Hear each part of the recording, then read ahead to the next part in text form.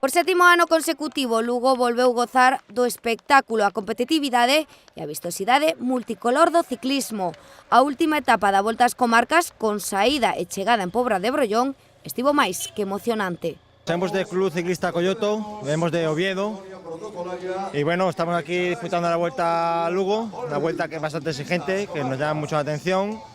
Y hemos intentado hacerlo pues, lo mejor posible que podíamos. Dentro da dificultade desta proba, que pasa por portos de montaña con máis de 3.000 metros de desnivel acumulados e que complicou o factor calor. 3 puertos de primera categoría de montaña, bastante largos, primero de 14 kilómetros, el segundo de 10, el último de 7, y terreno muy quebrado, nada de llano y calorcico. Os corredores pelexaron o que puideron, pero o equipo galego Supermercados Freud levou o peso da carreira que transcorreu sen incidencias e tutelada por 27 efectivos da Garda Civil.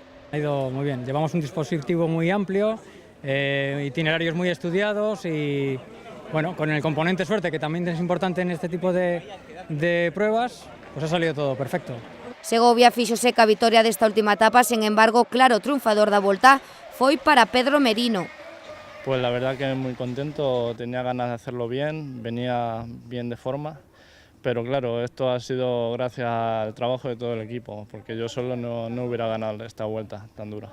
Con este xesto dedicou a vitoria Merino o seu director de equipo Evaristo Portela, que deu a noraboa ao Clube Ciclista Cidade de Lugo e a Deputación pola organización do evento. La Vuelta a Lugo puedo decir tranquilamente que es una de las mejores vueltas que existe en España, en organización, en todo, ¿no? La perfección no la tiene nadie, pero tenéis que estar los lucenses muy orgullosos de esta vuelta. 3 días maravillosos, tanto Lourenzá como Lugo como a Nobrellón, e 3 días maravillosos tamén para ver pois a fermosura das nosas comarcas e de cada un dos nosos povos, porque é un dos motivos tamén polos que se fai esta proba, independientemente tamén dos motivos deportivos, pois para mostrar toda a riqueza paisaxística, natural e turística que temos nesta provincia tan maravillosa. Contorna que non deixou indiferente os participantes. Impresionante, unas vistas, aunque desgraciadamente desde nuestro puesto no podemos verla bastante bien, porque vamos sufriendo y dándolo todo.